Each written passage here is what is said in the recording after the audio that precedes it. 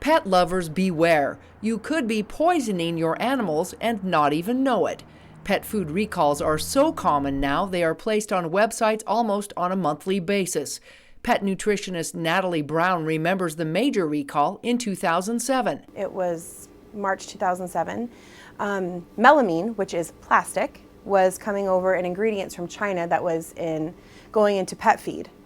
And dogs and cats were dying, and that's when the FDA got involved, and they found out that was going in fish feed, and it was going in all of our livestock, and it was also going into our pet foods.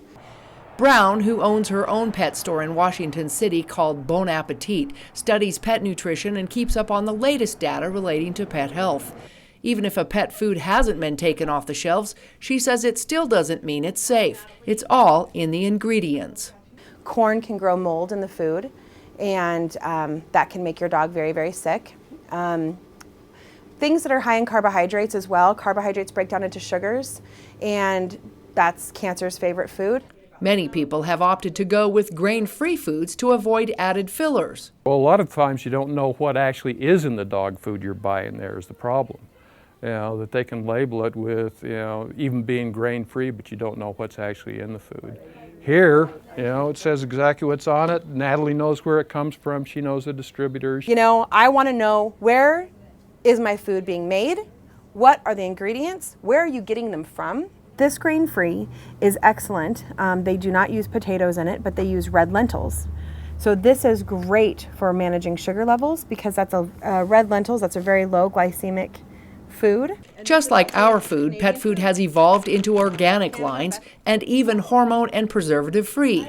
Brown warns against pet treats or other foods that are preserved with BHT or BHA. There is proven evidence that it will cause behavior changes, and I have seen many dogs come to me that are suffering from, their owners have come to me because their dogs are suffering from seizures, and we've switched their foods to foods that do not have the BHA and BHT or ethoxyquin, and their seizures have stopped. Recently, pet foods have been marketed in the raw form, which are kept frozen.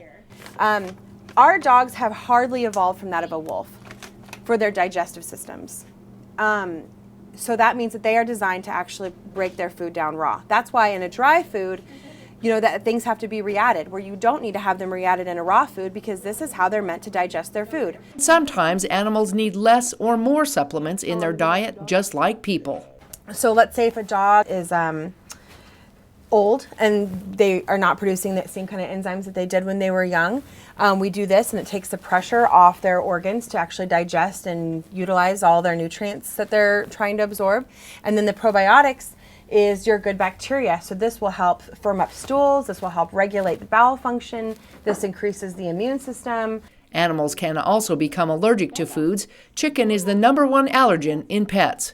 No matter what pet foods you choose, Brown says to do your research. Your dog will love you for it. In St. George, Melissa Anderson, KCSG, St. George News.